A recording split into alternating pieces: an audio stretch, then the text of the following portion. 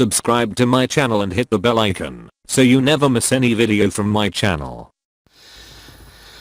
maxaa loo aamusiyay wasiir Axmed Ciise Cawad waa su'aal ay isweydiinayaan shacabka Soomaaliyeed mar uu ka hadlay arintii faaninta in la faaniyo madaxda dawladda federaalka ee Soomaaliya ayaa mikrofoonkii laga wareejiyay wasiirka arrimaha dibadda Axmed Ciise Cawad shacabka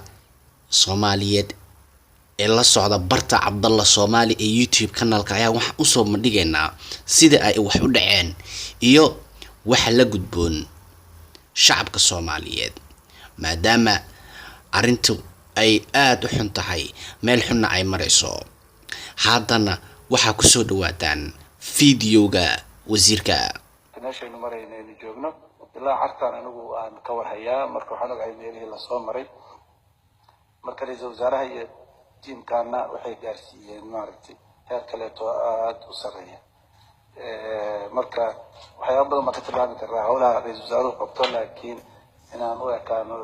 dad maaragtay madaxdooda amaanaya ma rabno inaan noqono waxaan u gudbayaa talooyinka waxaan sheegayaa shaqadiisa ra'iisul wasaaraha ugu filan amaan aad ayuu dadka markaanti uga yihiin waxa socda waxaa soo jeedin lahaa wasiir Axmed Ciise Cawad marka uu yiri ma rabno inaan u ekaano dad faaninaya madaxdooda ayaa waxa mikrofoonka isla markiiba la wareegay ra'iisul wasaaraha Soomaaliya Xasan Cali Khayre haddaba fiidiyowga ku xiga aynu wada daawano waxa halkaas ka dhaca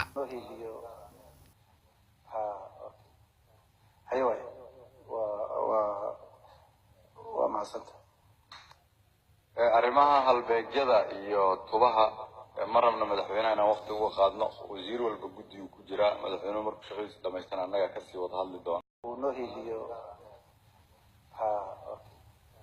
hayway waa maasanta arrimaha halbeegyada iyo tubaha